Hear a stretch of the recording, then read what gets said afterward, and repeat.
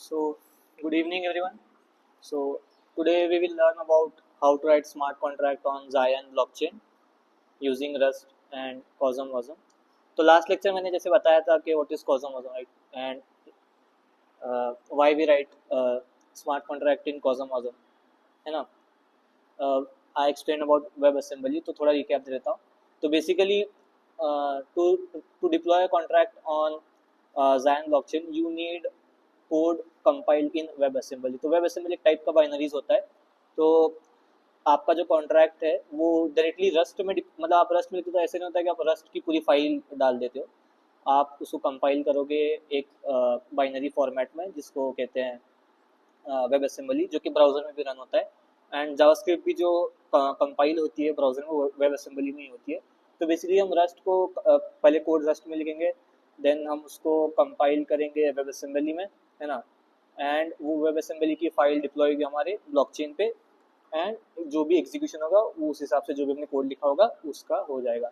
And मैंने last lecture में बताया था कि CW टेम्पलेट के बारे में, राइट. CW टेम्पलेट है कॉसम वॉसम टेम्पलेट. तो बेसिकली अगर आपको स्मार्ट कॉन्ट्रैक्ट लिखना है तो आपको खुद से पूरे libraries and installation and setup करने की जरूरत नहीं है, राइट. आप क्या करोगे, एक CW टेम्पलेट इंस्टॉल करोगे जो मैंने लास्ट लेक्चर में बताया था, है ना. एंड उसका गिटहब आप किसी ले लेना, है ना. मैं बता देता हूँ. CW टेम्पलेट अगर आप डालोगे तो हम इसका मिनिमल कोड वाला, तो इसमें दो है, एक लेटेस्ट एंड मिनिमल. तो मिनिमल में ऐसा होता है कि वो आपको एकदम लीस्ट टाइप ऑफ लाइब्रेरी वगैरह सेटअप करके दे देता है. तो हम वही यूज़ करेंगे ताकि हम खुद से चीज़ें ऐड कर पाएँ, है ना. तो बेसिकली इसको इंस्टॉल करेंगे तो ये रेपो का स्ट्रक्चर है जिसमें टारगेट फोल्डर बेसिकली समझ लो आउटपुट फोल्डर है जिसमें सारे हमारे कंपाइल जो भी रस्ट कंपाइल होगा उसका सारे आउटपुट फाइल उसके वेब असेंबली, है ना. एंड उसका बाइट कोड बाइनरीज वगैरह जो भी एग्जीक्यूशन फाइल है वो इसमें आ जाएंगी, स्कीमा वगैरह, है ना. एंड गिट इग्नोर तो पता ही होगा कि अगर गिटहब पे पुश करना है तो हम गिट इग्नोर में चीज़ें डाल देते हैं. एंड उसके अलावा बिन वगैरह. And these are main files of our contract, है ना. SRC में हमारा कॉन्ट्रैक्ट होगा मेनली, है ना. And here you can see first file is contract.rs. Is it visible now? तो बेसिकली contract.rs में हम हमारे कॉन्ट्रैक्ट का लॉजिक लिखेंगे, ठीक है. तो ये जो मल्टीपल बेसिकली हम इसको एक सिंगल फाइल में भी कर सकते हैं, बट हमारा एक कोड को स्ट्रक्चर देने के लिए एंड थोड़ा रीडेबिलिटी बढ़ाने के लिए बेसिकली हम कोड को ऐसे 5 डिफरेंट फाइल में डाइसेक्ट करते हैं, ताकि अगर कल को हमको कुछ मेजर चेंजेस करें तो हमको पता है कि कॉन्ट्रैक्ट का लॉजिक कौन से फाइल में है ना. अगर एरर हमको कुछ ऐड करें तो एरर कौन से फाइल में है ना. एंड हेल्पर फंक्शन हमको पता है हमने जो भी मैथमेटिकल या फिर जो भी हेल्पर फंक्शन हमको ऐड करना है वो हेल्पर में है.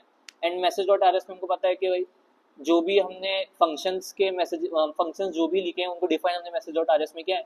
एंड स्टेट में बेसिकली वही होगा कि हम ब्लॉकचेन स्टेट में क्या सेव करना चाहते हैं, ठीक है. तो हम लोग स्टार्ट करते हैं, है ना. मैसेज डॉट आर एस में एज यू कैन सी ये हमारा बेसिक सा कोड है. तो इसमें 3 अभी हमको दिख रहे हैं मैसेजेस. एक है इंस्टेंशिएट मैसेज, है ना. एक है एग्जीक्यूट मैसेज एंड एक है क्वेरी मैसेज. तो इंस्टेंशिएट मैसेज बेसिकली इज क्या कहते हैं कंस्ट्रक्टर ऑफ हमारा स्मार्ट कॉन्ट्रैक्ट, ठीक है. तो जब भी हम कॉन्ट्रैक्ट डिप्लॉय करेंगे तो सबसे पहले इंस्टेंशिएट कॉल होगा एंड जो भी उसमें जो भी हमने फंक्शनलिटी लिखी है वो एग्जीक्यूट होगी. एंड वो सिर्फ एक बार कॉल होगा एंड उसके बाद ख़त्म. कभी इंस्टेंशिएट कभी वापस से रिकॉल हम नहीं कर सकते, है ना. तो it's type of a default constructor. And execute message में ये मैंने ऐड कर रखे हैं दो, हम फिलहाल को 2 फंक्शन. तो बेसिकली एग्जीक्यूट मैसेज ऐसे मैसेज है कि हम स्टेट में कुछ चेंजेस कर रहे हैं, राइट. कि बेसिकली हम ब्लॉकचेन को बोल रहे हैं कि भाई जो आप में जो स्टोर है उसमें ये मैं जो भी चेंजेस करने वाला हूँ तो जो भी फंक्शन होंगे जैसे कि एक कुछ भी हो सकता है. अभी इधर इंक्रीमेंट डिक्रीमेंट काउंटर है क्योंकि हमें काउंटर कॉन्ट्रैक्ट लिख रहे हैं, बट अगर आप कुछ भी लॉजिकल कॉन्ट्रैक्ट लिख सकते हैं जैसे कि कुछ पेट का लिख दो, है ना. तो आपने ऐसे लिख दिया कि एक एंट्री करना है आपको, किसी का स्टूडेंट का एंट्री करना है तो आपको स्टेट में सेव करना है ना. आपको चाहिए कि प्रेजेंटी का जो भी डेटा है वो परमानेंटली ब्लॉकचेन पे स्टोर हो, राइट. तो आप अपनी ज़रूरत के हिसाब से आपको जो भी फंक्शन चाहिए आप उनको डिफाइन करोगे पहले एग्जीक्यूट मैसेज में, है ना. एंड क्वेरी में होगा कि हमको ब्लॉकचेन से क्या रीड करना है, ठीक है, कि क्योंकि क्वेरी मैसेज फ्री होते हैं, है ना, एंड इनके लिए आपको कोई गैस देना रहता है, तो ये रीड ओनली मैसेज होते हैं, तो इसमें आप कुछ भी स्टेट में चेंजेस नहीं करोगे। अगर आप समझ लो कुछ छेड़छाड़ करो डेटा के साथ ब्लॉकचेन के, है ना, सिर्फ रीड नहीं कर रहे हो, तो वो बेसिकली आप क्वेरी मैसेज के थ्रू नहीं कर सकते। क्वेरी सिर्फ आपको रीड करना अलाउ करता है। तो फिलहाल तो इसमें दो फंक्शन ऑलरेडी मैंने डिफाइन कर रखे हैं, इंक्रीमेंट मैसेज एंड डिक्रीमेंट। तो हम इनको इनम के फॉर्म में डिफाइन करते हैं, क्योंकि हम जब कॉन्ट्रैक्ट डॉट आर एस में इनको इम्पोर्ट करेंगे तो बेसिकली तो स्कीमा तुम लोग को पता है राइट, कि जावास्क्रिप्ट से कोई स्कीमा क्या होता है, एक सेट ऑफ हम एक कुछ बनाते हैं ना वैल्यूज का, जिसको फिर हम यूज करते हैं through out the multiple stack, जैसे कि मोंगो का स्कीमा हो गया, एसक्यूएल का स्कीमा हो गया। तो बेसिकली अगर हमारा ये प्रोग्राम तब डिप्लॉयड रस्ट में होगा राइट, है ना, अगर हम कोई फ्रंट एंड इसको कनेक्ट करेगा तो वो जावास्क्रिप्ट में रिटर्न होगा राइट। अब JavaScript to Rust function call हो रहे हैं राइट। अब फ्रंट एंड से किसी को इंक्रीमेंट काउंटर कॉल करना है तो उसका कोड तो फ्रंट एंड का रिएक्ट वगैरह में लिखा होगा जो कि जावास्क्रिप्ट है राइट। एंड अब उसको रस्ट कॉल करना है तो ये कैसे पॉसिबल नहीं है ना, तो इसके लिए स्कीमा, एक कॉमन स्कीमा यूज होता है। तो बेसिकली ये जो CW सर्ड है ये एक स्कीमा लाइब्रेरी है, तो हमको उसका डीपली पता करना ज़रूरी नहीं है। तो बट अगर मैं बताऊं तो बस इसमें बाय डिफ़ॉल्ट कुछ ट्रेड लिखे हुए हैं सीरियलाइजेशन डीसीरियलाइजेशन के, तो उससे क्या होता है, हमारा जो जावास्क्रिप्ट का कोड है उसको पता है कि भाई अगर रस्ट का हमको ये फंक्शन कॉल करना है तो हमको क्या ऑब्जेक्ट बना के उसको कॉल करना है। एंड सिमिलर अपोजिट भी, रस्ट को पता है कि अगर जावास्क्रिप्ट से ये स्कीमा में इनपुट आ रहा है तो उसको पता है कि कौन से फंक्शन ये कॉल करा रहा है या फिर कौन सा क्वेरी मांग रहा है कॉन्ट्रैक्ट से। तो बेसिकली हम इनको अभी फिलहाल को इनम में, फंक्शन के नेम को हम इनम में डिफाइन करेंगे टाइप्स में, एंड उसको क्या करेंगे कॉन्ट्रैक्ट डॉट आरएस में उनका एक्चुअल लॉजिक एंड फंक्शन लिखेंगे। इधर हम बस क्या करें, फंक्शन को एज ए इनम डिफाइन करें ताकि हमारे फ्रंट एंड को ईजी हो इसके साथ इंटरैक्ट करना है। समझ आए? तो ये दो फंक्शन ऐड कर सकते हो तुम लोग, ठीक है, एक है इंक्रीमेंट काउंटर एंड एक है डिक्रीमेंट काउंटर। बट इससे पहले हम लिखेंगे इंस्टेंशिएट मैसेज, ठीक है। एंड अगर मैं आपको एक चीज़ दिखाऊं जस्ट फॉर रेफरेंस,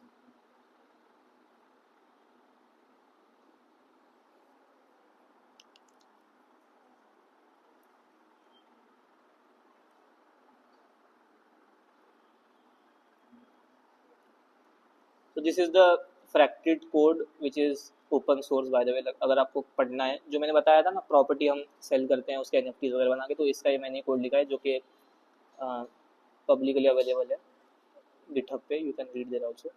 तो तो अभी हम क्या करेंगे, इंस्टेंशिएट मैसेज में हम कुछ इनिशियल सेटअप करेंगे हमारे कॉन्ट्रैक्ट का, ठीक है, कि हमको इनिशियली डिप्लॉय होती है कॉन्ट्रैक्ट में क्या चाहिए, है ना। तो बेसिकली हमको दो चीज़ें चाहिए रहेगी राइट, नहीं एक ही चाहिए। एक चाहिए कि हमको ओनरशिप, है ना, हमको चाहिए कि भाई ये कॉन्ट्रैक्ट डिप्लॉय हो तो हम इसके ओनर हैं, है ना। एंड ताकि कल को इंक्रीमेंट या डिक्रीमेंट जब भी कॉल हो रहा हो वो सिर्फ और सिर्फ हम ही कर पाए, हमारे अलावा कोई ना कर पाए, है ना। तो कॉन्ट्रैक्ट पे हमको हमारा एड्रेस सेव करना पड़ेगा, है ना। तो उसके लिए पहले हम क्या करेंगे, एक एड्रेस टाइप होता है। तो एड्रेस एक बेसिकली एक बहुत लॉन्ग स्ट्रिंग होती है ना, हेक्साडेसिमल एंड अलग एल्गोरिथम लग के एक यूनिक स्ट्रिंग बनती है, वो सबकी डिफरेंट होती है, जो आपके प्राइवेट की से अटैच होती है, ठीक है। तो उसको उसका एक टाइप होता है ना, नॉर्मल स्ट्रिंग नहीं होती है, उसका एक टाइप होता है जिसमें काफ़ी चेक्स वगैरह लगते हैं। तो हम क्या करेंगे, उसको इंपोर्ट करेंगे। तो बेसिकली कॉजम वॉजम क्या कर देता है, स्टैंडर्ड लाइब्रेरी आपको बाय डिफॉल्ट कुछ चीज़ें दे देती है, जैसे एड्रेस का एक टाइप है, जैसे कि डेटा टाइप होता है राइट, इंटीजर स्ट्रिंग वगैरह। तो एड्रेस का भी एक डेटा टाइप बना हुआ है लाइब्रेरी में, जिसको हम इंपोर्ट करेंगे। तो हम लिखेंगे इसको, ये इंपोर्ट करें, एंड हम और एक डेटा टाइप इंपोर्ट करेंगे, वो होता है यू इंट 128। तो basically you 128 is default for unsigned integer 128 on rust, है ना। रस्ट में अगर आपको 128 बिट का कोई भी अनसाइंड इंटीजर यूज करना है तो आप उसको डिफाइन करते हो U128 से। बट उससे इश्यू क्या होता है, जब आप जावास्क्रिप्ट टू रस्ट मैंने बताया राइट, तो वो स्कीमा कंपैटिबल नहीं है बेसिकली। तो अगर आप ऐसा कोई नंबर 128 बिट का जावास्क्रिप्ट से रस्ट में भेजते हो कोड को, तो वो काफ़ी ज़्यादा मैनिपुलेटेड और सही से वर्क नहीं करता। तो इसलिए कॉजम वॉजम की जो टीम है उन्होंने क्या किया, उससे कंपेटिबल एक बाय डिफॉल्ट नया यू इंट बना दिया जिसका नाम है यू इंट 128। तो आपको हमको जब भी कुछ भी नंबर के लिए कुछ भी करना है, मतलब मैथ्स वाला नंबरिंग जहाँ पे आएगा, तो हम रस्ट का डिफॉल्ट U128 नहीं यूज़ करके ये जो लाइब्रेरी का यू इंट 128 है ये यूज़ करेंगे, जो कि स्कीमा कंपेटिबल है, ठीक है। अभी हम क्या करेंगे, ये स्ट्रक्ट है इंस्टेंशिएट मैसेज का, राइट। तो हम इसमें क्या करेंगे, बेसिकली दो चीज़ें डिफाइन करेंगे। एक फर्स्ट तो जैसे मैंने पहले बताया था कि रस्ट में जो भी चीज़ आप डिफाइन करते हो बाय डिफॉल्ट प्राइवेट होती है, राइट। आपको बाय डिफॉल्ट एक तो इम्यूटेबल होती है एंड प्राइवेट होती है। आप लोगों ने शायद वो लैंग्वेज की होंगे, राइट, जावा या फिर सी प्लस प्लस, राइट। तो हम उसमें फंक्शन या वेरिएबल का डिफाइन करते हैं ना, प्राइवेट पब्लिक समथिंग। प्राइवेट का वो होता है कि वो सेम क्या कहते हैं क्लास में ही कॉल होगा, अदर क्लास से कॉल नहीं होगा, है ना। पब्लिक का समथिंग होता है कि वो एक्सटर्नली भी कॉल होगा, है ना। ऐसे वैसे रूल होते हैं। तो सिमिलर रस्ट में भी ऐसा होता है कि क्योंकि अभी ये जितने भी वेरिएबल या फंक्शन है ये हमारे फ्रंट एंड या आउट ऑफ कॉन्ट्रैक्ट भी कॉल हो गए, राइट। इसलिए देखना सबके पहले पब हमने लिख रखा है, तो pub is short form for public. And हमारे वेरिएबल भी हम पब्लिक या प्राइवेट बना सकते हैं। जैसे कि जरूरी है, मतलब ऐसे जरूरी नहीं है कि अगर ये स्ट्रक्ट पब्लिक है तो उसके अंदर के सारे वेरिएबल भी पब्लिक हो, तो हमको इंडिविजुअली रस्ट को बताना पड़ता है। तो इस वजह से क्या होता है, रस्ट काफ़ी सिक्योर एंड स्पीड लैंग्वेज है, मतलब लो लेवल है। तो वो आपको एकदम सटीक तरीके से बताती है कि आपको किस तरह से कोड लिखना है, आपका कैसे होगा, है ना। पब्लिक प्राइवेट म्यूटेबल रखने रहना, तो इससे क्या होता है कोड में एरर के जो चांसेस होते हैं, मतलब ऐसा हो सकता है ना कि आपको कोई चीज़ चाहिए थी जो पब्लिक नहीं चाहिए थी, मतलब कॉन्ट्रैक्ट के बाहर कॉल ना हो, बट आप कभी कभी भूल जाते हो लगाना, है ना। तो और कंपाइलर भी अगर बताएगा नहीं तो मे बी आप उसको ऐसे डिप्लॉय कर दो, मे बी जब वो प्रोडक्शन में चला जाए कोई एक्सप्लॉइट कर दे उसको, तो रस्ट ये ना हो डेवलपर से ज़्यादा एरर। तो इसलिए इन्होंने इनका कंपाइलर वगैरह इतना स्ट्रॉन्ग बनाया कि आपको छोटी छोटी चीज़ को भी एरर थ्रो कर देता है। तो हम इसको अभी काउंट लिखेंगे। एंड काउंट का टाइप मैंने बताया यूएंट 128 होगा, राइट। इससे पहले इसके ऊपर ही बनाते हैं हम, एक बनेगा ओनर का वेरिएबल, ठीक है। जो भी होगा यूएंट 128 सॉरी ओनर टाइप एड्रेस होगा ना, तो ये होगा एड्रेस। तो हमने अब ये दो डिफाइन कर दिए। क्या समझ आ रहा है सबको?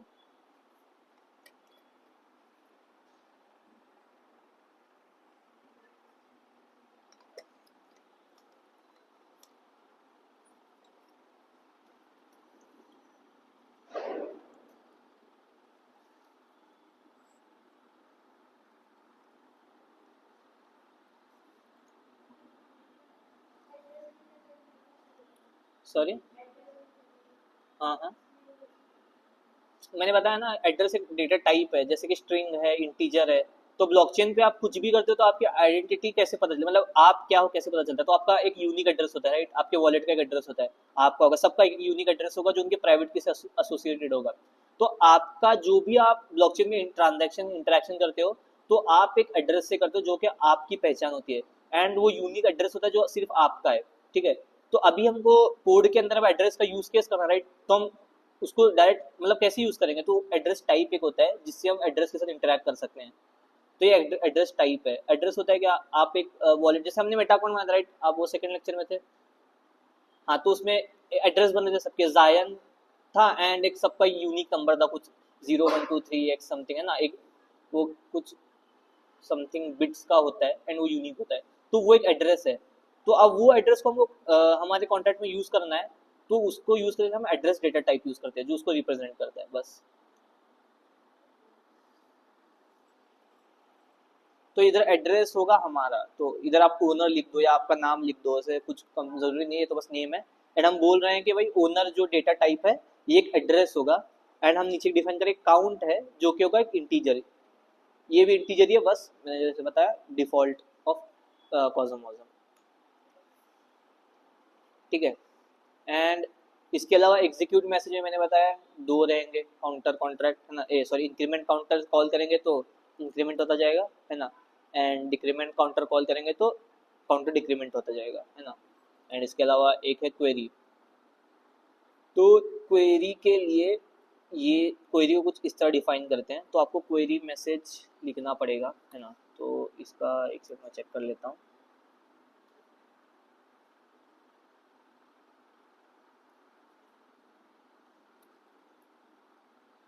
तो हम क्या करेंगे, इंस्टेड ऑफ हम क्वेरी में कॉन्फ़िगरेशन का डालते हैं, ठीक है ना।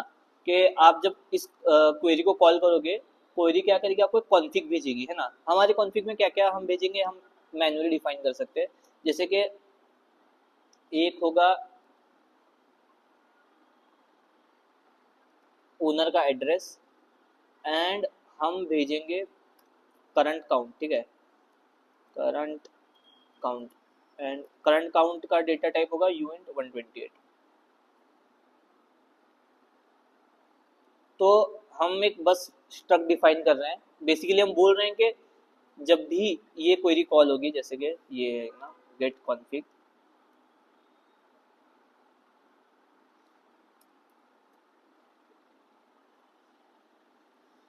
तो बेसिकली क्वेरी में से हमने क्वेरी डिफाइन करी जिसका नाम है गेट कॉन्फिग। ठीक है, तो जब भी गेट कॉन्फिग कॉल होगा, गेट कॉन्फिग क्या करेगा, ये स्ट्रक्ट को रिटर्न करेगा, गेट कॉन्फिग रिस्पॉन्स को। एंड इसमें क्या होगी, दो चीजें, एक तो एड्रेस ऑफ द ओनर, मतलब हमको कंफर्म हो जाएगा कि कौन एड्रेस मतलब कौन ओनर है, कोई भी देख सकता है कि इस काउंटर कॉन्ट्रैक्ट का ओनर कौन है। एंड सेकंड चीज होगी कि अभी काउंटर का नंबर क्या चल रहा है, मतलब आपको पता भी रहना चाहिए ना काउंटर का भी, एक है, दो है, या 10, 15, 15, 30, 100 कितने पे। तो ये क्वेरी रिटर्न करेगी ओनर का address and current counter. And ये तो बस मैंने बताया स्कीमा के लिए हर स्ट्रक्ट वगैरह पे ऐड करना जरूरी होता है इनम।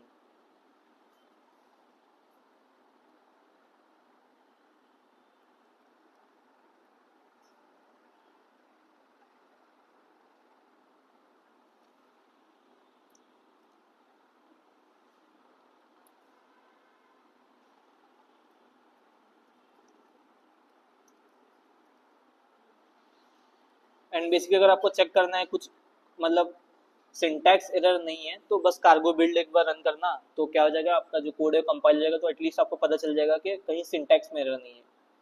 आप देखना, मेरा तो ये तो वार्निंग्स है, एरर तो कहीं दिख नहीं रहा है, तो बेसिकली कॉन्ट्रैक्ट में कहीं भी एरर नहीं है, सिंटैक्स एरर तो नहीं है एटलीस्ट।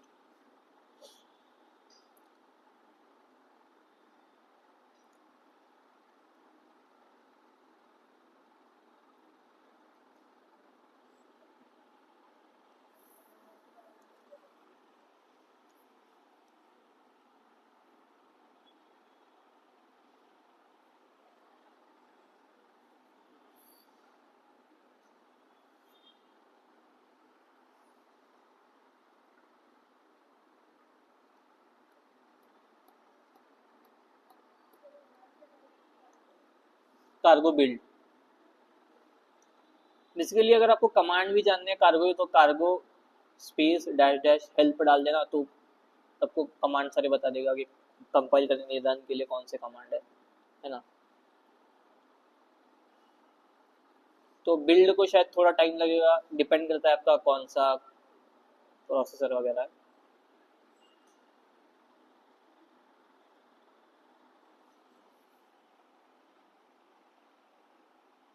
सब लोग उबंटू यूज कर रहे हैं ना, या नहीं, विंडोज कौन यूज कर रहा है, वही तो WSL यूज कर रहे हैं ना सब।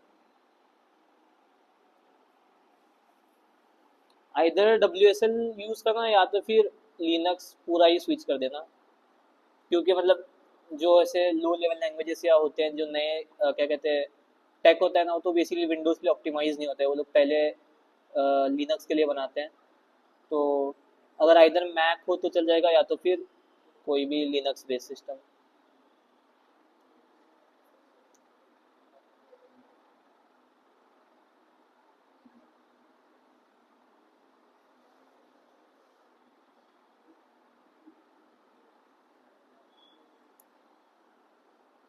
हो गया जब तक सबका बिल्ड चल रहा है ना, बिल्ड चल रहा है ना सबका। हाँ तो ठीक है, तो बिल्ड अगर चलने दें, मैं थोड़ा आगे फिर एक्सप्लेन करता हूँ। तो अभी हमारा जो फंक्शंस का स्ट्रक्चर है वो हमारा पूरा कंप्लीट हो गया है। ठीक है, मतलब हमने अभी क्या कहते हैं डिसाइड कर लिया है बेसिकली कि हमारा कॉन्ट्रैक्ट के फंक्शंस क्या क्या होंगे, है ना, क्वेरीज क्या क्या होंगी, एंड कंस्ट्रक्टर में क्या जाएगा, ये बस अभी हमने डिसाइड कर रहा है। हो सकता है मे बी बाद में और ऐड हो जाए या फिर हम चेंजेस कर लिए, बट हाँ अभी हमको स्टार्ट में आइडिया कि इंक्रीमेंट का फंक्शन आएगा, है ना, एक डिक्रीमेंट का जाएगा। जब भी कॉन्ट्रैक्ट डिप्लॉय होगा तो ओनर एंड काउंटर सेट हो जाएगा।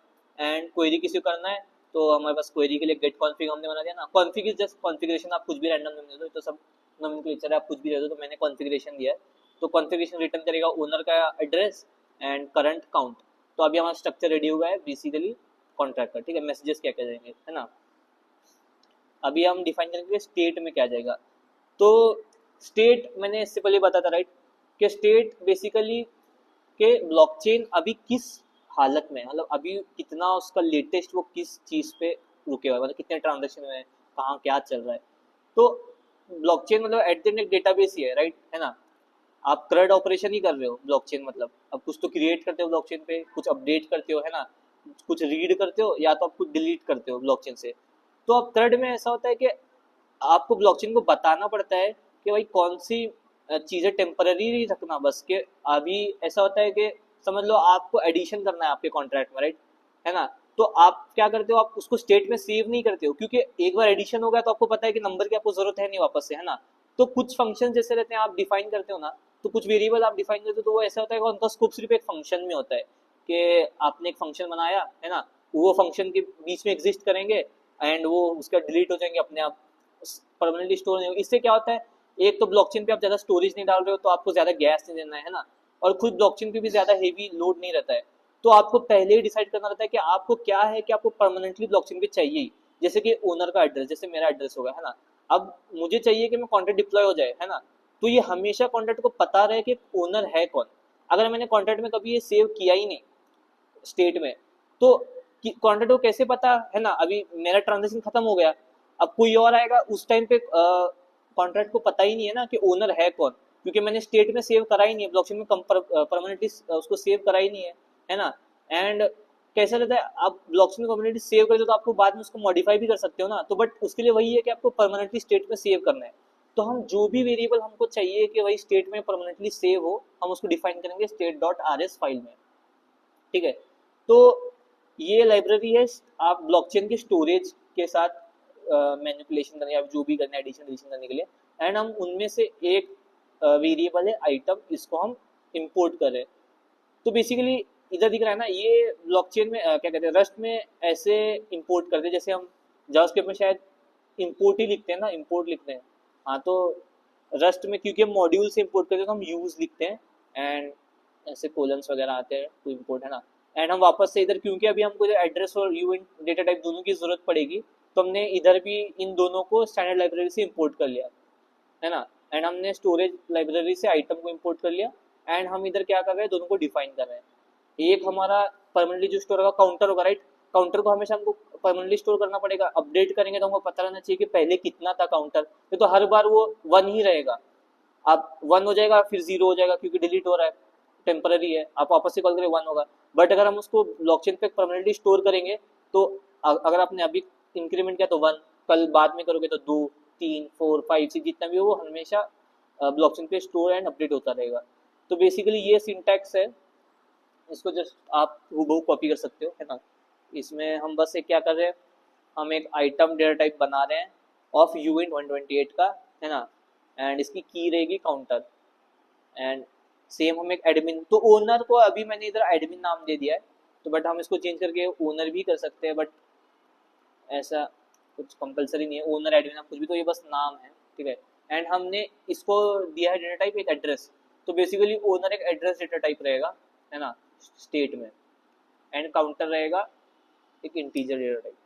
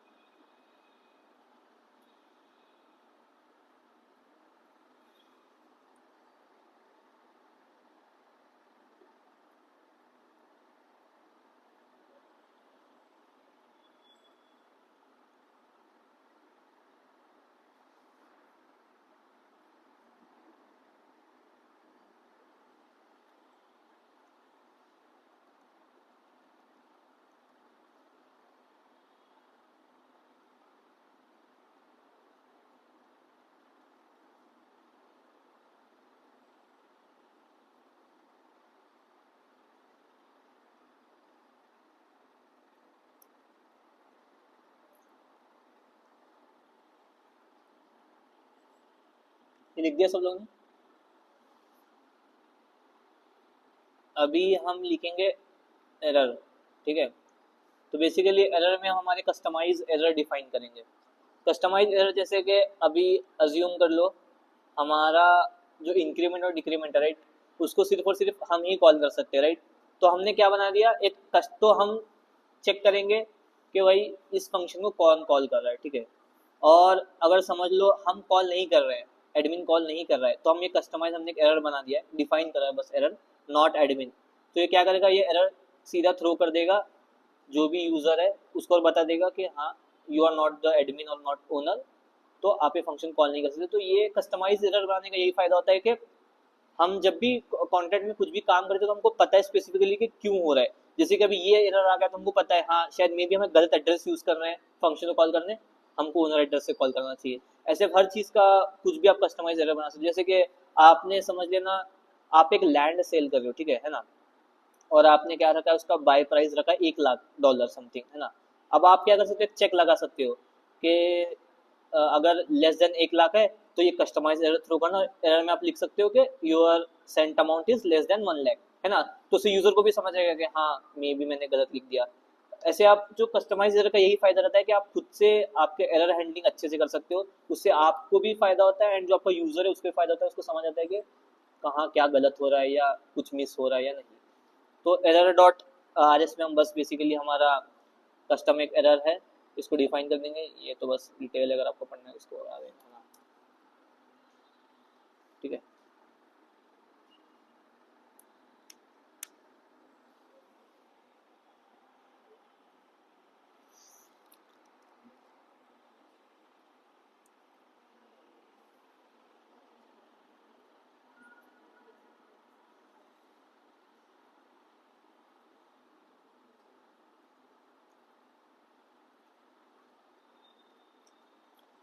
ये हो गया सबका?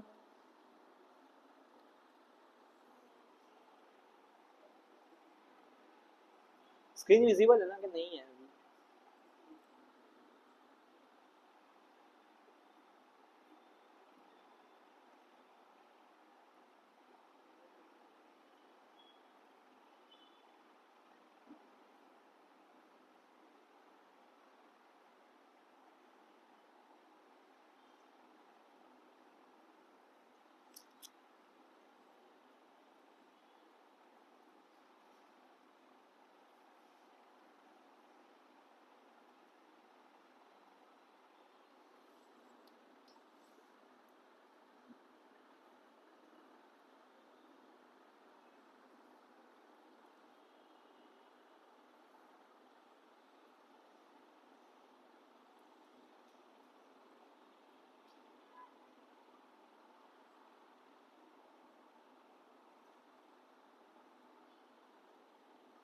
ये होगा, कंटिन्यू करें आगे। सबने लिख दिया, हो गया। अभी तो फाइनली हम क्या करेंगे, अब हमने जो भी चीज़ें डिफाइन करी हैं फंक्शंस वगैरह एरर्स वगैरह, तो finally contract dot R S में क्या करते हैं उनको लिखेंगे। तो पहले तो इधर से हम कॉन्ट्रैक्ट के एरर इंपोर्ट करें, ठीक है ना। क्रिएट होता है कि आपकी करंट मॉड्यूल में कौन सी फाइल है ना। तो ये देखना क्रिएट, ये एरर क्रिएट है, हमने उससे कॉन्ट्रैक्ट एरर ये जो है इनम इसको इंपोर्ट कर लिया इधर, है ना। इसके मैसेज में पता नहीं सेल्फ समथिंग है, ये कुछ काम का है नहीं। हमने क्या किया, क्रिएट है ना, क्रिएट मतलब करंट डायरेक्टरी, है ना। उससे मैसेज फाइल एंड उससे हमने 3 इनम एंड एक स्ट्रक्ट, एग्जीक्यूट मैसेज, है ना, ये execute message, instantiate message and query message, है ना। हमने क्या किया, इन तीनों को इधर इंपोर्ट कर दिया, तो आप लोग भी इसको इंपोर्ट करना। एंड स्टेट से भी एरर थ्रो करा है कि एडमिन एग्जिस्ट नहीं करता है, क्योंकि शायद मैंने इधर नेम चेंज कर दिया, राइट, है ना। ये एडमिन था, मैंने उसको ओनर कर दिया। तो अभी मैं क्या करूँगा, बस इसको चेंज करके ओनर कर दूंगा, तो ये एरर भी चला जाएगा।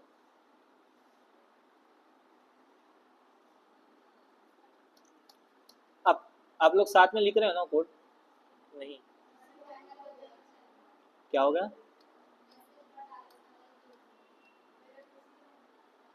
अगर कंपाइलर वगैरह टाइम दे रहा है तो कोई बात नहीं है, आप बस देख के भी फॉलो कर सकते हैं, क्योंकि लास्ट में एंड में कंपाइल कर लेना एक साथ, तो ऐसे कंपलसरी नहीं है।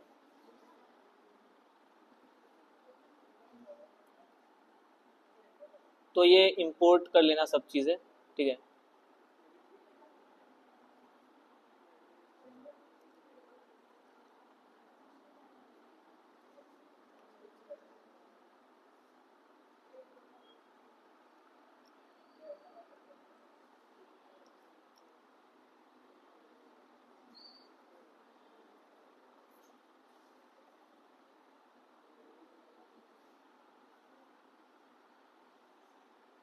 अभी हम क्या करेंगे, हमारी इंस्टेंशिएट मैसेज का लॉजिक लिखेंगे, जो कि होता है कंस्ट्रक्टर ऑफ आवर कॉन्ट्रैक्ट, ठीक है ना। तो पहले तो हम क्या करेंगे, इधर देखना, इंस्टेंशिएट में 4 इनपुट आ रहे हैं, है ना। ये 4 इनपुट देखना, एग्जीक्यूट में भी तुमको दिखेंगे, है ना, एंड तुमको इधर क्वेरी में भी दिखेंगे। क्वेरी में 3 दिखेंगे बेसिकली, है ना। एग्जीक्यूट एंड इंस्टेंशिएट में आपको 4 दिखेंगे, ये कॉमन होते हैं, है ना। डेप्स होता है डिपेंडेंसीज, जो भी ब्लॉकचेन की डिपेंडेंसीज, ब्लॉकचेन का करंट स्टेट, उसमें जो भी चीज़ें, मतलब ब्लॉकचेन का पूरा डेटा करंट उसमें होता है। ईएनवी में होता है इन्वायरमेंट वेरिएबल्स, जैसे कि करंट ब्लॉक क्या चल रहा है, करंट टाइम क्या चल रहा है ना, ग्लोबल में आपके ये जो करंट कॉन्ट्रैक्ट है इसका एड्रेस क्या है, आपके खुद के कॉन्ट्रैक्ट जो आपने डिप्लॉय करा है उसका एड्रेस भी ईएनवी में आता है। इन्फो में आता है, थर्ड इन्फो, है ना। इन्फो में आता है कि ये जो फंक्शन कॉल हुआ है तो इसके साथ क्या क्या मैसेज इन्फो में, मतलब इन्फो में आएगा आपने कुछ पैसा भेजा है, इसके साथ कुछ कॉइन्स भेजे हैं वो, एंड इस फंक्शन को कॉल किसने किया है ना। इन्फो में 2 चीज़ें आते हैं, एक तो क्या कहते हैं आपका, आपने क्या पैसे कॉइन जो भी पैसे भेजे उसका पूरा डिटेल आ जाएगा, कितना कौन सा कॉइन भेजा है, एंड सेकंड आएगा कि आपने इस फंक्शन को कॉल किसने किया है तो उसका एड्रेस यूज़र का, है ना। एंड फोर्थ है मैसेज, मैसेज के वही ये जो हमने डिफाइन करा है ना, इंस्टेंशिएट मैसेज, ये वही मैसेज दिख रहा है, मैसेज का टाइप है इंस्टेंशिएट मैसेज। तो बेसिकली वो मैसेज है, ये आपने जो भी डिप्लॉय करते हैं, जो भी इसमें ऐड करके भेजा होगा वो यही है। तो अब बेसिकली हम क्या करेंगे, पहले तो हम क्या करेंगे, ओनर को सेव करेंगे, है ना। तो ओनर को हम सेव करने के लिए हम क्या करेंगे, अभी हमारे पास स्टेट में ओनर है, राइट, है ना। तो ओनर, है ना, तो सेव करने लिखते हैं, ये हम करें blockchain permanently save dot save, है ना। फर्स्ट पास होगा डेप्स डॉट स्टोरेज, तो बेसिकली डेप डॉट स्टोरेज में हम ब्लॉकचेन का स्टोरेज पास कर रहे हैं, सेव में करंट स्टोरेज जो भी है ब्लॉकचेन का, है ना। एंड सेकंड पास होगा आपका आर्ग्यूमेंट जो भी था, है ना। अभी ओनर में हम एड्रेस सेव कर रहे थे, राइट, है ना। तो हम इसमें क्या करेंगे, एड्रेस पास करेंगे। तो एड्रेस पास करने के लिए हम क्या करेंगे, हमने एड्रेस सेव कर रखा है मैसेज डॉट आर एस में, है ना। तो इस मैसेज में, राइट, इंस्टेंशिएट मैसेज के, तो हम क्या करेंगे, मैसेज लिखेंगे, है ना, डॉट ओनर एड्रेस कैसे मिलेगा, डॉट ओनर, है ना, डॉट ओनर में ओनर का एड्रेस रहेगा, मैसेज डॉट ओनर, एंड इसका जाएगा रेफरेंस जाएगा, एंड क्वेश्चन मार्क। तो ये क्वेश्चन मार्क बस हम बोल रहे हैं, ये जो ओनर है ये एक ऑप्शन रिटर्न करता है, जिसमें या तो एरर होगा या तो बूलियन होगा कि हाँ सेव हो गया। मतलब जब भी हम कुछ भी चीज़ ब्लॉकचेन वगैरह पे स्टेट पे से सेव या फिर अपडेट करते हैं तो ज़रूरी नहीं है ना कि वो सेव हो ही जाए, मे बी एग्जीक्यूशन के टाइम कुछ एरर आ जाए। तो बेसिकली एक सेफ्टी के लिए होता है कि जब ओनर डॉट सेव करते हो तो ये क्या करता है, आपको रिटर्न करता है, या तो वो बताएगा, आपको कंफर्मेशन देगा कि हाँ भाई आपने जो ओनर बताया वो सेव हो गया है, या तो एक एरर थ्रो कर देगा और बोलेगा कि ये एरर आ रहा है। तो अब आपको एरर हैंडल करना है, तो मैं क्या करता हूँ, क्वेश्चन मार्क डाल के बोल रहा हूँ कि भाई इसमें अगर एरर आया तो कॉन्ट्रैक्ट का एग्जीक्यूशन ही पूरा रिजेक्ट कर देना, एरर को ही कंटिन्यू करना, है ना। क्वेश्चन मार्क से मैं एक्सप्लिसिटली बोल रहा हूँ कि ये जो मैंने सेव कर रहा है तो इसमें वैल्यू सेव ही होनी चाहिए, एरर अगर ये भेजे तो उसको एक्सेप्ट मत करना एंड कॉन्ट्रैक्ट को उधर ही स्टॉप कर देना ट्रांजेक्शन को, बस ये मैं एरर हैंडलिंग के लिए बस क्वेश्चन मार्क डाल दिया मैंने इधर, ठीक है। एंड दूसरी चीज हम सेव कर रहे हैं काउंटर, राइट। तो काउंटर भी हम कैसे सेव करेंगे, स्टेट से जो काउंटर है उसको लिखेंगे डॉट सेव, है ना, डेप्स डॉट स्टोरेज पहले पास होगा, है ना। एंड सेकंड चीज पास होगी रेफरेंस ऑफ मैसेज से हमने जो भी काउंट, इनिशियल में भी हमने 10 काउंट रखा होगा 100,000, तो हम वो मैसेज में डिफाइन करेंगे। तो बस मैं क्या कर रहा हूँ, मैसेज की स्ट्रक्ट से काउंट को पुल कर रहा हूँ, एंड जब मैंने इसका क्या कहते हैं रेफरेंस पास कर दिया, कॉन्ट्रैक्ट में question mark and semicolon add कर दिया।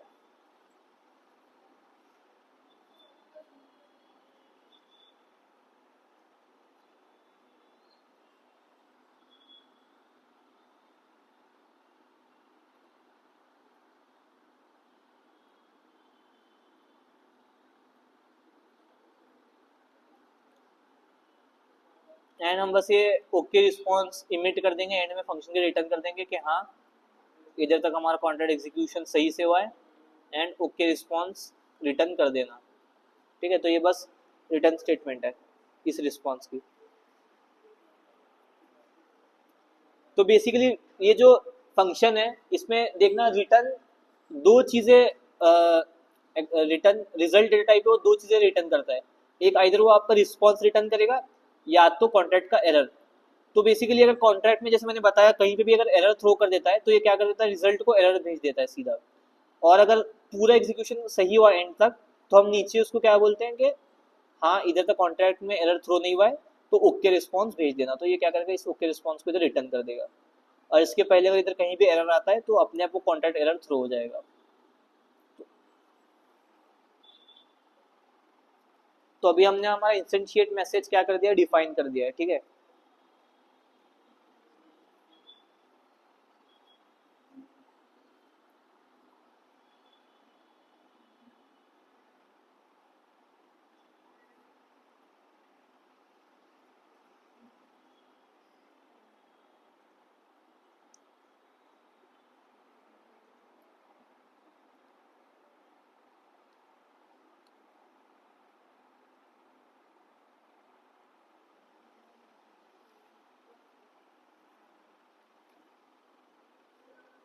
ये हो गया सबका।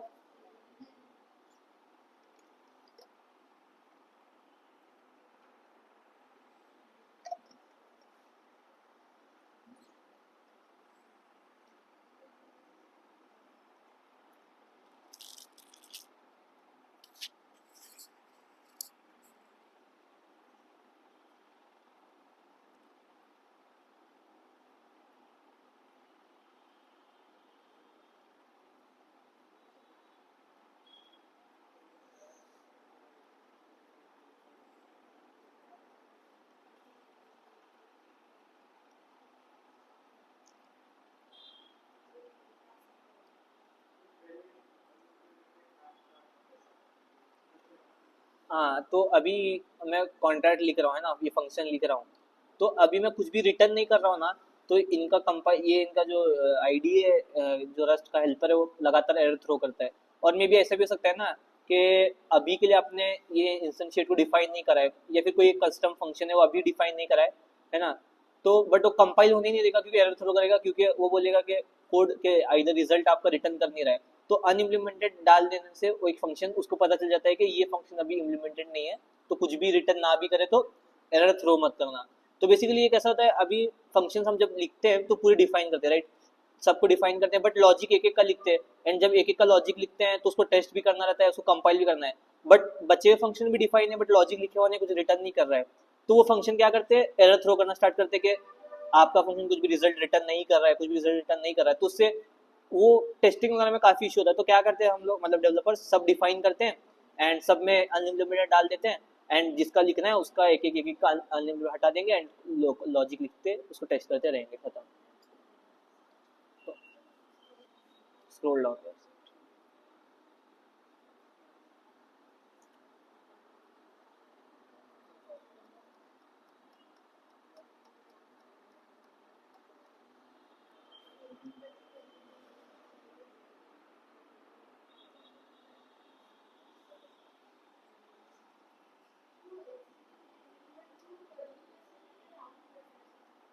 कहाँ पे कर ली इधर। इधर राउंड है क्योंकि फंक्शन कॉल हो रहा है।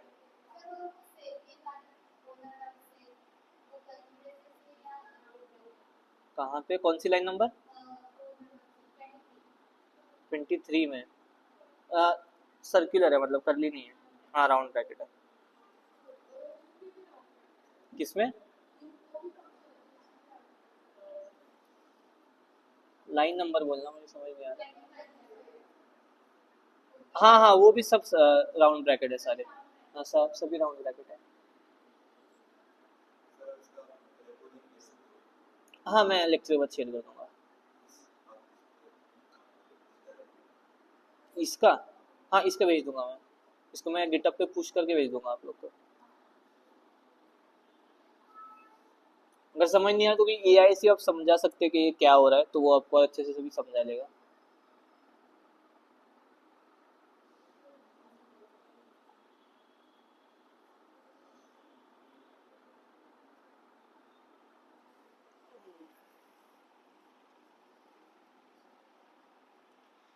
तो बेसिकली इंस्टेंशिएट को डिफाइन करने के बाद अब हमने डिफाइन करा एग्जीक्यूट, है ना। एग्जीक्यूट फंक्शन जो है वो वही फंक्शन कॉल लेगा जिनमें हम कॉन्ट्रैक्ट के स्टेट में कुछ चेंजेस कर रहे हैं, स्टेट में जिसमें गैस भी देना पड़ता है, राइट। तो एग्जीक्यूट वापस से चीज इनपुट ले रहा है, ये डेप्स, डेप्स और dependency, environment variable, message info, and जो भी मैसेज हम पास करने वाले हैं बेसिकली। एंड क्यू के एग्जीक्यूट मैसेज एक इनम टाइप है। तो जो देखना हमने वो मैंने बताया था मैच, मैंने एक मैच स्टेटमेंट लगाई है एंड मैं चेक कर रहा हूँ कि यूजर ने एग्जीक्यूट में, अभी एग्जीक्यूट का इनम है, राइट, इधर मैसेज डॉट एरएस में है ना। इसमें दो है, एक इंक्रीमेंट काउंटर है, डिक्रीमेंट है। तो मुझे कैसे पता कि यूजर ने इंक्रीमेंट कॉल किया है या डिक्रीमेंट। तो मैं क्या मैसेज में मैं क्या करूंगा, देखना मैसेज को डाइसेक्ट करूंगा मैच के थ्रू, ठीक है। एंड मैं चेक करूंगा कि अगर इंक्रीमेंट कॉल किया है तो एग्जीक्यूट इंक्रीमेंट फंक्शन कॉल करना, एंड अगर डिक्रीमेंट कॉल करा है तो एग्जीक्यूट डिक्रीमेंट फंक्शन कॉल करना, ठीक है। तो बस बेसिकली बस मैं इधर डिफाइन कर रहा हूँ कि कौन सा कॉल आया एंड उसको बस उधर रिडायरेक्ट कर रहा हूँ कि अगर इंक्रीमेंट आए तो इस फंक्शन को कॉल करना है, डिक्रीमेंट आए तो इस फंक्शन को कॉल करना। मे बी ये तुम्हारा एरर थ्रो करेगा क्योंकि ये डिफाइन नहीं है अभी। मतलब ये मैंने बॉइलर पेट पहले लिख के आया हूँ तो चीज़ें नीचे डिफाइन है मोस्ट, तो मेरा एरर नहीं थ्रो कर रहा है, बट तुम लोग का एरर थ्रो कर देगा। बट लिखते रहना इसको, ठीक है, इधर तक लिखना अभी बस।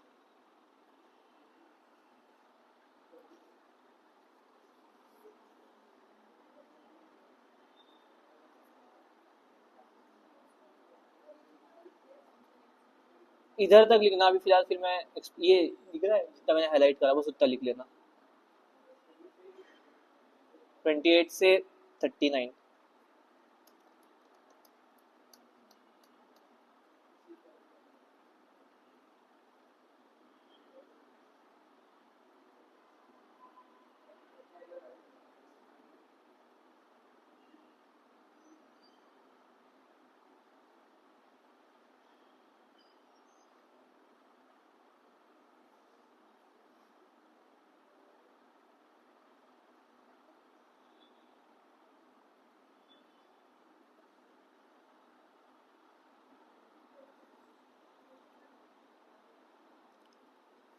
अच्छा, लिख दिया सब लोग,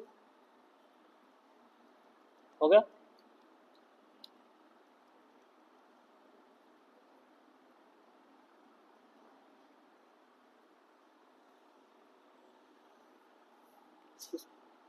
एक्सक्यूज मी, चल रहा है, मैं दिख रहा हूँ।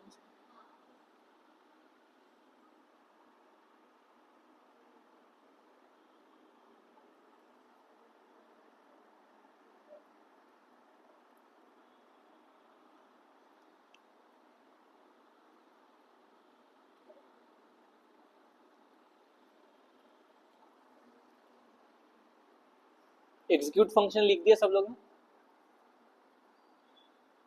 ठीक है। तो बेसिकली अभी हम क्या करेंगे, अभी हमने इधर बताया कि एग्जीक्यूट में अगर इंक्रीमेंट काउंटर इनम कॉल हुआ है तो हमने उसको रिडायरेक्ट करा है एग्जीक्यूट इंक्रीमेंट फंक्शन पे, है ना। तो अभी हम उसका इम्प्लीमेंटेशन लिखेंगे। तो इधर मैं बताऊंगा कि अभी हो क्या रहा है। बेसिकली ये तीन है ना, इधर ये बस तीन फंक्शन इधर डिफाइन है, right. Deps env info है ना, ये फंक्शन डिफाइन है एंड ये रिटर्न करेगा इधर रिस्पॉन्स या तो कॉन्ट्रैक्ट एरर। फर्स्ट हम चेक करेंगे कि किसने फंक्शन को कॉल किया है ना। मैंने बताया था कि सिर्फ हमारे अलावा कोई कॉल नहीं करना चाहिए, राइट। तो बेसिकली हम उसके लिए क्या करेंगे, वेरिएबल डिफाइन करेंगे लेट यूजर, एंड हम क्या करेंगे इन्फो, इन्फो इन्फो वेरिएबल है एंड इससे हम क्या निकालेंगे सेंडर। तो इन्फो डॉट सेंडर क्या करता है, एक एड्रेस रिटर्न करता है कि किसने इस फंक्शन को कॉल करा है ना। एंड उसके बाद हम नीचे क्या करेंगे, हमने स्टेट में हमारा एड्रेस सेव करा है राइट एज अ ओनर, तो क्या करेंगे, मैंने इधर नाम एडमिन दे दिया बट ठीक है मैं उसको ओनर कर देता हूँ, है ना।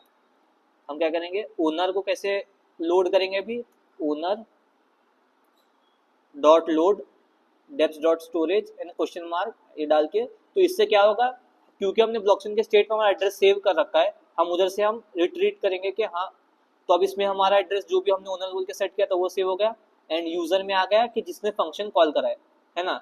एंड हमने फिर काउंटर भी लोड कर लिया, करंट काउंटर चल क्या रहा है ना, उसके लिए भी सेम काउंटर एक वेरिएबल डिफाइन करें, एंड स्टेट से जो बड़ा कैपिटल वाला काउंटर था डॉट लोड उसमें लगा दिए, एंड हम बोल रहे हैं कि अगर सेट नहीं है, अनरैप और डिफॉल्ट का मतलब यही होता है क्वेश्चन मार्क की जगह, कि अगर समझ लो मैंने सेट नहीं कर रखा है काउंटर, तो ये क्या करता है, एरर थ्रो कर देता है कि आपने कुछ भी सेट नहीं कर रखा है। तो मैं बोल रहा हूँ कि भाई अगर इसको अनरैप करना, अगर अनरैप ना हो तो इसको डिफॉल्ट डालना, तो मतलब अगर काउंटर एग्जिस्ट नहीं करता तो उसको काउंटर को जीरो अज्यूम करना सीधा, ठीक है।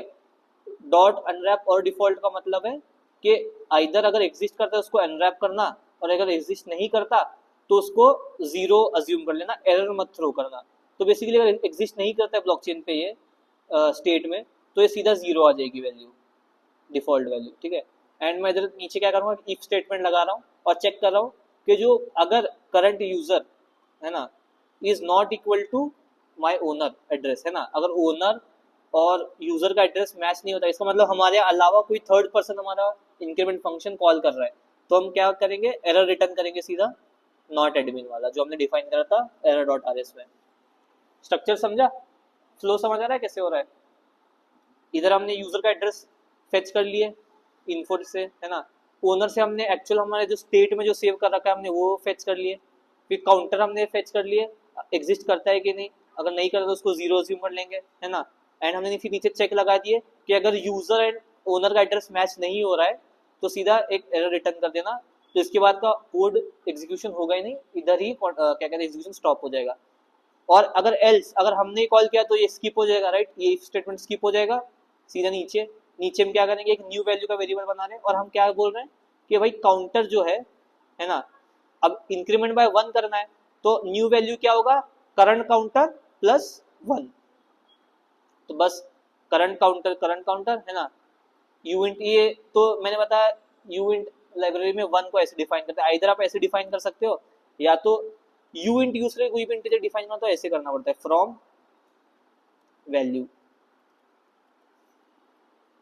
U128 का मतलब है कि ये वन को 128 बिट के स्टोरेज स्लॉट में डालना, क्योंकि वन 8 बिट वैल्यू भी है, 16 भी है, 64 भी है, मतलब छोटी वैल्यू है ना, तो आप उसको 8 बिट वैल्यू भी बोल सकते हैं, 64 भी बोल सकते हैं, बट हमारा U128 तो के लिए 128 बिट वैल्यू चाहिए, तो हमको एक्सप्लिसिटली बताना पड़ता है कि 1-U128 मतलब कि इसको 128 बिट में अज्यूम करके चलना है ना, सॉरी कंसिडर करना, अज्यूम करना नहीं, और हमने इधर बना दिया वन, ये वन है राइट, यूइंट फ्रॉम वन, है ना, तो ये वन है, एंड ये करंट काउंटर जो हमने इधर से लोड कर रखा है, ये इधर कुछ वैल्यू होगी हमारे प्रीवियस, है ना, या तो फिर जीरो होगा, एंड उसमें वन ऐड हो जाएगा, एंड न्यू वैल्यू में अभी क्या सेव हो जाएगा, current counter plus one, and हम क्या करेंगे, न्यू वैल्यू क्या करेंगे, अब नया काउंटर बना देंगे राइट, अभी हमारा वो काउंटर का नया वैल्यू है, तो हम क्या करेंगे, वापस से counter dot save and new value का रेफरेंस पास करके हमने इधर क्या कर दिया, हमारा जो नया काउंटर है उसको काउंटर में सेव कर दिया, तो अभी हमारा करंट होगा काउंटर प्लस वन सेव हो जाएगा काउंटर में, एंड बस इधर हम ओके रिटर्न कर रहे हैं कि हाँ एग्जीक्यूशन इज करेक्ट, तो ओके रिटर्न हो गया इधर। क्या समझ आया, फ्लो समझ आया अच्छे से पूरा।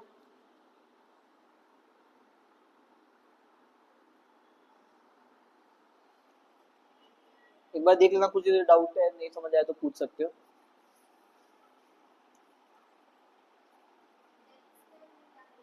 डेप्स का कहाँ पे, इधर लाइन नंबर बोलना, अच्छा एकदम ऊपर, कहाँ पे, ये हाँ, ये हम इंपोर्ट कर रहे हैं स्टैंड लाइब्रेरी से, ये सारे डेटा टाइप है ना, ये ENV एक डेटा टाइप है ना, डेप्स म्यूटेबल एक डेटा टाइप है ना, मैसेज इन्फो एक डेटा टाइप है, तो ये सब लाइब्रेरी के पार्ट है, हम ये लाइब्रेरी से बस इंपोर्ट करें, इंपोर्ट स्टेटमेंट है, देखना जैसे हमने एंट्री पॉइंट इंपोर्ट करा है, जैसे हमने ENV रिस्पॉन्स रिजल्ट UN128 इन सबको हमने इधर से इंपोर्ट कर रखा है, दिखा रहा है ना, तो इधर बस हम इंपोर्ट कर रहे हैं डेप्स को, लाइब्रेरी से, एंड इधर नीचे यूज कर रहे हैं सब जगह। बेसिकली इधर इंक्रीमेंट हो गया अभी, है ना। अभी सेम डिक्रीमेंट भी होगा, है ना। डिक्रीमेंट भी हम सेम लॉजिक लिखेंगे, ठीक है, कि पहले चेक करेंगे यूजर कौन है ना। एंड इधर वापस से इधर ओनर आएगा, मैंने क्योंकि वो चेंज कर रखा है ना। एंड इसको भी ओनर कर देता हूँ, ठीक है। एंड वापस से हम काउंटर वापस सेम काम करेंगे, काउंटर भी लोड करें। हम चेक करेंगे कि अगर user is not equal to owner तो वापस एरर थ्रो कर देना कि नॉट एडमिन वाला, है ना। एंड वापस से हम क्या करेंगे, न्यू वैल्यू में काउंटर माइनस, इस बार -1 करेंगे, है ना, क्योंकि हम डिक्रीमेंट कर रहे हैं। तो इस बार क्या होगा, न्यू वैल्यू क्या होगा, करंट काउंटर -1 वैल्यू होगा, राइट। इंक्रीमेंट में +1 होता है, डिक्रीमेंट में -1। एंड वही सेम न्यू वैल्यू हम काउंटर डॉट सेव में सेव कर रहे हैं। एंड हम लास्ट में ओके रिस्पॉन्स के एग्जीक्यूशन करेक्ट है बता देंगे, ओके रिस्पॉन्स हम रिटर्न करें। तो डिक्रीमेंट में भी सेम हो रहा है।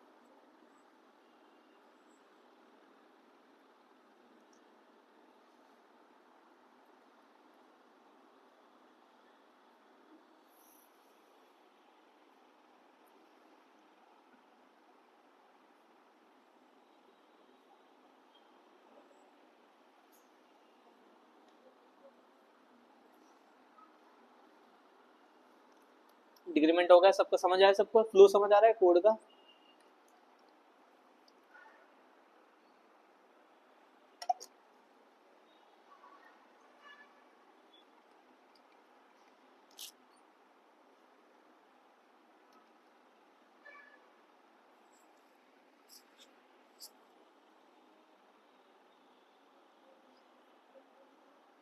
एंड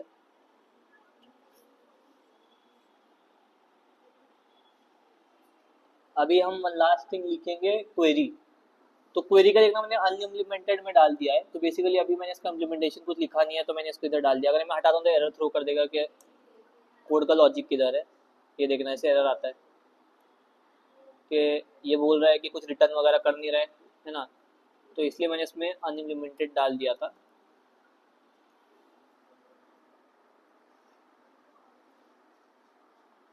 ठीक है, तो अभी हम क्या करेंगे, क्वेरी लिखेंगे।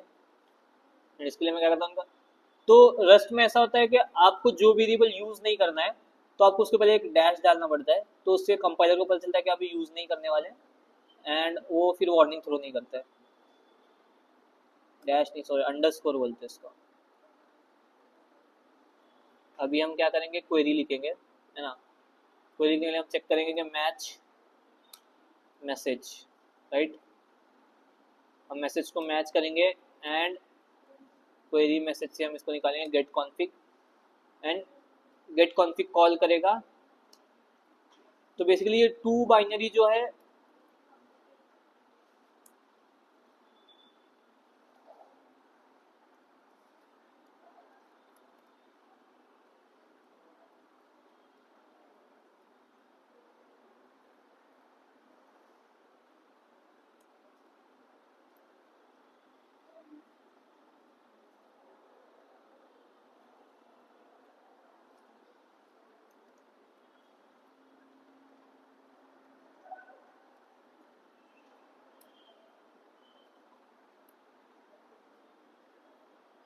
एक सेकंड मैं क्वेरी का देखता हूँ लॉजिक।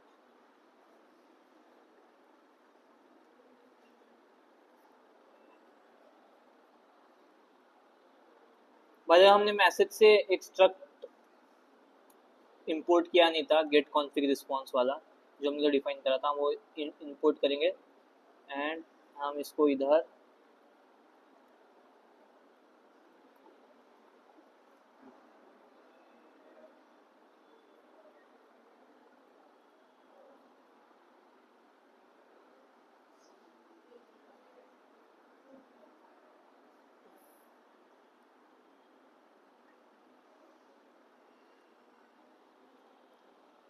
तो बेसिकली इधर हमारा कॉन्फिग जो भी है वो रिटर्न होगा, है ना।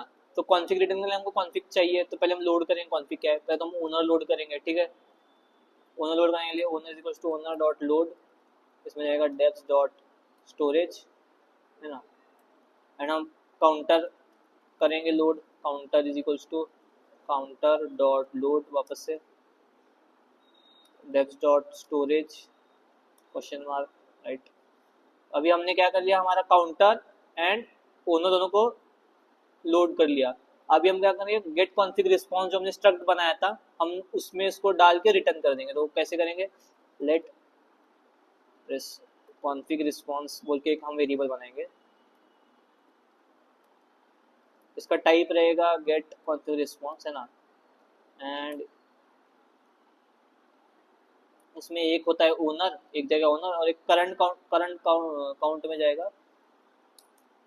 गेट कॉन्फिग रिस्पॉन्स जो स्ट्रक्ट है वो दो उसमें दो वेरिएबल, राइट। एक ओनर वेरिएबल है, तो ओनर वेरिएबल के लिए हम ओनर, एंड दूसरा है करंट काउंट, है ना। करंट काउंट में जाएगा हमारा काउंटर जो हमने ऊपर लोड कर रखा है। एंड हम बस सिंपली क्या करेंगे, अभी इसको रिटर्न कर देंगे कॉन्फिग रिस्पॉन्स को। ये शायद जाएगा ओके में।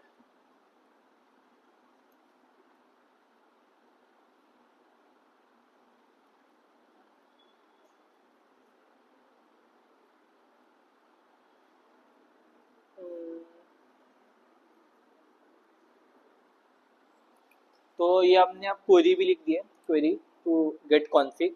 तो बेसिकली देखना, क्वेरी में हमने मैसेज से गेट कॉन्फिग चेक करेंगे कौन सा क्वेरी कॉल हो रहा है ना। अगर गेट कॉन्फिग कॉल हो रहा है तो टू जेसन बाइनरी बस बेसिकली वही है कि जावास्क्रिप्ट टू रस्ट इम्प्लीमेंटेशन का रीड के लिए तो बाइनरीज में कन्वर्जन वगैरह होता है ना। तो जेसन होता है, जेसन टाइप है, पता रहेगा, राइट। जावास्क्रिप्ट में जो भी होता है वो जावास्क्रिप्ट कुछ ऑब्जेक्ट नोटेशन होता है ना, तो जेसन यूज होता है जावास्क्रिप्ट के लिए।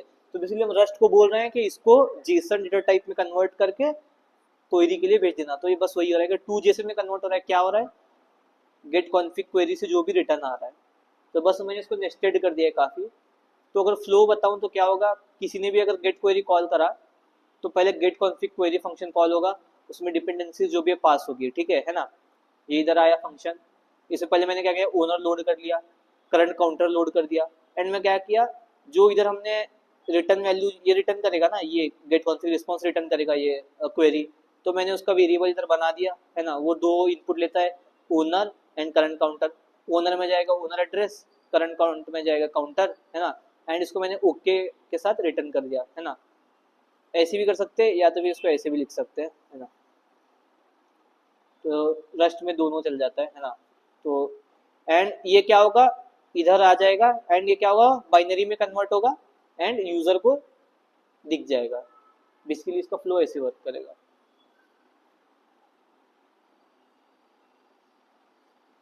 एंड अगर इसको करना है अभी तो हम लिखेंगे कार्गो बिल्ड। तो ये हो गया, बिल्ड हो गया, है ना। मतलब सिंटैक्स वाले एरर तो कुछ थे नहीं कॉन्ट्रैक्ट में कहीं पे भी। एंड अब हम उसको वेब असेंबली चाहिए, राइट। हमें उसको वेब असेंबली वाला वर्जन चाहिए टू डिप्लॉय कॉन्ट्रैक्ट। तो उसके लिए लिखते हैं कमांड कार्गो वर्जन। ये लिखने से क्या होगा, अब देखना, इसका एक वर्जन फाइल में कन्वर्जन हो जाएगा पूरे कॉन्ट्रैक्ट का, जो कि हम ब्लॉकचेन पे डिप्लॉय कर देंगे जायन के टेस्टनेट पे। तो ये वही हो रहा है बस, कार्गो वर्जन लिखने से। मैंने एक दो इंस्टॉलेशन बोले थे आप लोग को, है ना। अगर आपने वो कर रखा है तो ये वाला कमांड चल जाएगा आपके इसमें भी, ठीक है। तो 19 सेकंड समथिंग लगे। एंड ये चेक करने के लिए मैं क्या करूँगा, मैंने बताया था टारगेट में आउटपुट आता है सबका, है ना।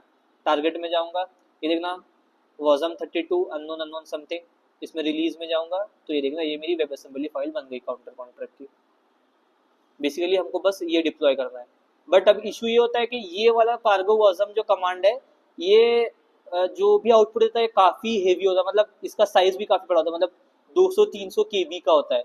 तो हमको चाहिए कि एकदम कॉम्पैक्ट, एकदम लीस्ट साइज वाला चाहिए, है ना। तो उसके लिए एक ऑप्टिमाइजर होता है, तो वो है जायन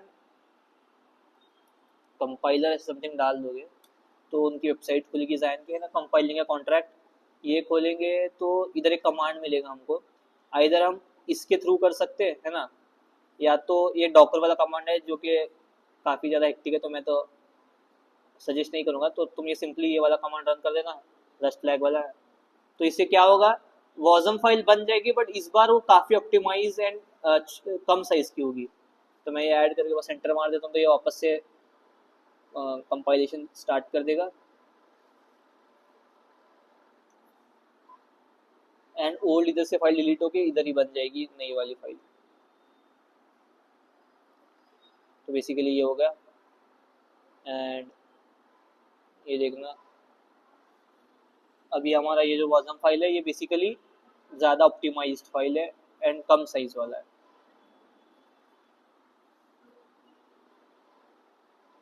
सो बेसिकली जो बेसिक कॉन्ट्रैक्ट है वो हम ऐसे ही लिखते हैं, ठीक है,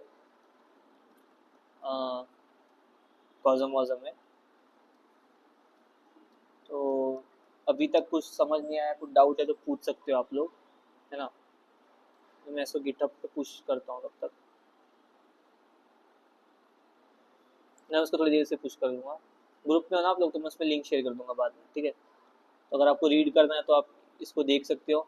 एंड अगर इसमें से स्पेसिफिक चीज़ें समझनी है तो चैट जीपीटी पे डाल देना या क्लाउड पे डाल देना, है ना। वो आपको अच्छे से समझा देगा कि मतलब और डीपली के ये ऐसे रिस्पॉन्स ही क्यों जा रहा है ना, रिजल्ट टाइप क्या होता है ना। ये सब जो जो कि पॉसिबल नहीं है इधर ना 1-2 घंटे में एक्सप्लेन करना। तो अगर आप लोग इंटरेस्टेड हो तो ये घर जाकर आप चीज़ें सीख सकते हो, है ना। एंड मैं तो सजेस्ट करूँगा कि आप लोग रस्ट सीख लो अब, क्योंकि रस्ट इतना लो लेवल, इतनी मतलब ज़्यादा कॉम्प्लिकेटेड लैंग्वेज है। अगर आपको एक बार रस्ट आ गई तो इसके बाद ना आपको कोई भी लैंग्वेज दे दे कोई, तो आपको मैक्स टू मैक्स 3 दिन लगेगा, क्योंकि आपको ऑलरेडी इतनी लो लेवल लैंग्वेज होती है, राइट, कि जिसमें इतने ज़्यादा क्या कहते हैं कॉम्प्लिकेशन है, चीज़ें हैं। तो बेसिकली रस्ट सीखने का वही फ़ायदा है कि अगर अगर आपको रस्ट एक बार आ गई, उसके बाद आपको कोई भी लैंग्वेज कोई दे दे तो आपको मैक्स टू मैक्स 1 वीक चाहिए रहता है उसको मास्टर करने के लिए, क्योंकि रस्ट सबसे हार्ड लैंग्वेज है ना। तो अगर रस्ट आ गई तो कोई भी लैंग्वेज आ जाएगी।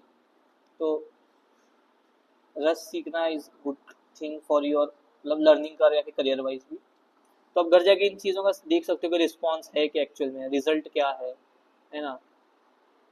जैसे आइटम कैसे वर्क करता है, ये एड्रेस कैसे वर्क कर देता है ना, एड्रेस का इम्प्लीमेंटेशन क्या है ना।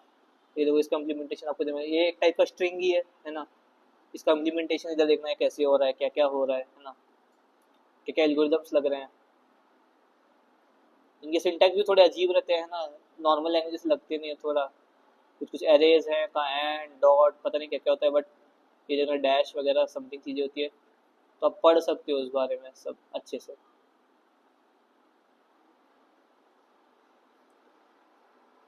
एक्चुअली मुझे तो वो भी लगा था कि हाउ टू टेस्ट, हम इसकी टेस्टिंग भी करने थे, बट अभी उतना टाइम नहीं है कि टेस्टिंग का भी लिख सके, है ना। तो प्रोबेबली नेक्स्ट लेक्चर में, इधर एक्चुअली में ऐसा होता है कि कॉन्ट्रैक्ट अभी आपने लिख तो दिया राइट, कॉन्ट्रैक्ट पर कैसे पता कि सिंटैक्स एरर नहीं है, बट लॉजिकल एरर हो सकते हैं ना, काफ़ी सारे लॉजिकल एरर होंगे, पता नहीं मैं कहीं तो कुछ मिस कर रहा हूँ, कहाँ तो अंडर फ्लो ओवरफ्लो हो रहा होगा, कहीं तो चेक्स नहीं लग रहे होंगे, है ना। तो उनकी टेस्टिंग के लिए रस्ट में क्या होता है, आप ये मॉड्यूल बनाते हो टेस्ट की, है ना। एंड इसमें आप सारे टेस्ट केसेस लिखोगे, एंड कार्गो टेस्ट अगर एक बार ऐसे कार्गो टेस्ट रन करना रहता है बस, तो टेस्ट केसेस सारे रन होना स्टार्ट हो जाएंगे। तो अभी कुछ है नहीं तो ये कुछ दिखाएगा नहीं, बस सारे पास हो गए आपने जो भी लिखे हैं, तो उसका मतलब है कि आपके कॉन्ट्रैक्ट में कुछ भी एरर नहीं है। तो बेसिकली ऐसे टेस्ट केसेस लिखते हैं। अभी तक इसमें कुछ डाउट या नहीं समझ आया ऐसे।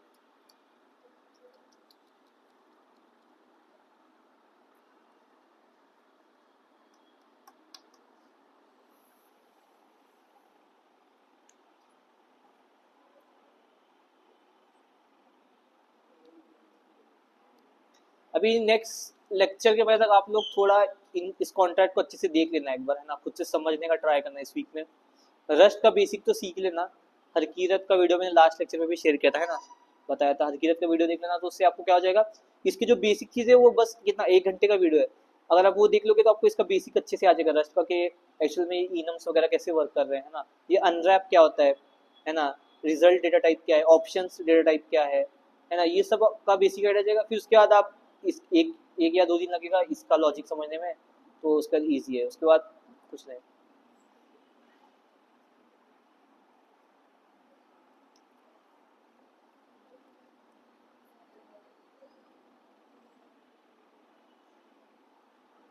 ठीक है फिर